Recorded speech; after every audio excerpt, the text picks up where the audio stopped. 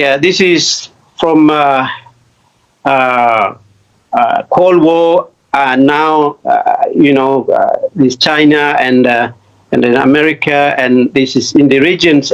It's like elephant in the room. Issue of West Papua always, buried under the carpet, and they look at the, interest of the, investment and trade and the security issue. But West Papua issue is never go away in the eye of the Pacific leader, particularly Australia and New Zealand, because West Papua look up to the, Australia and New Zealand because they are regional power. And, that's why it's important.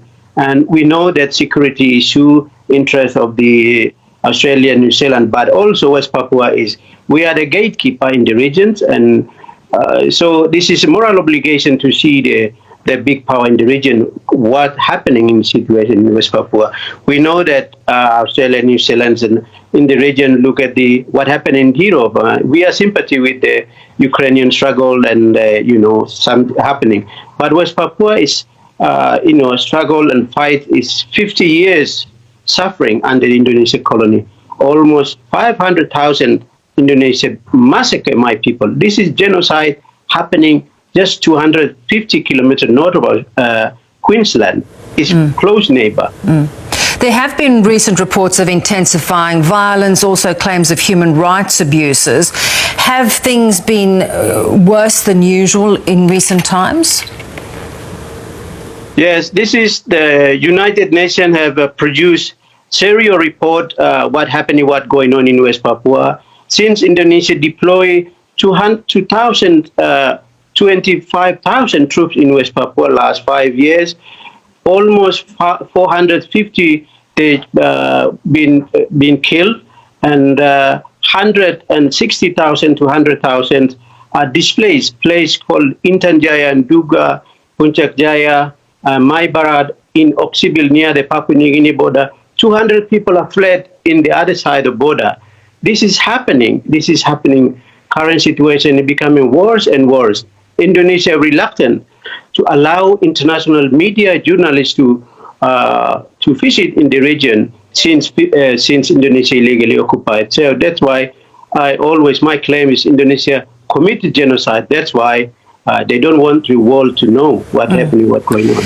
You had been hopeful at the Pacific Island Leaders Forum that this issue would be raised and that there could have been an independent party visiting the region. Were you disappointed that this wasn't put on the agenda? Yeah, this is the PIF leader. We're already concerned current situations, and in fact, that 2019 they adopt the resolution supported by Vanuatu and New Zealand and all the leaders in the region. This issue is still there, but because of number of issues, let's say the China and also US and also climate issue. That's why leader didn't put the agenda. I hope that coming year will be discussed again, because this is a call of the Pacific Island Forum to call UN High Commissioner visit West Papua. Yeah. The Indonesian President Joko Widodo will step down in 2024. Well, his term ends in 2024. What impact might that have for the fight for independence? I think, yes, every president, new president, all presidents are same. But for us, is the fight for the justice and freedom. This is our fundamental right to, fight for just like other people are fighting for their self-determination, like Kanaki people, Epelenkais, and our struggle. We continue, even the president changed. But our struggle still continue. Yeah, there's a new government here in Australia. Do you hope? What do you hope from that the new government in terms of aiding your battle? I want Australia to work alongside with the Pacific Island Forum call, because they are one of previous government already. Join the call UN High Commissioner visit. So I hope the new government to continue to to call that, because this is called from Pacific Island Forum, a resolution.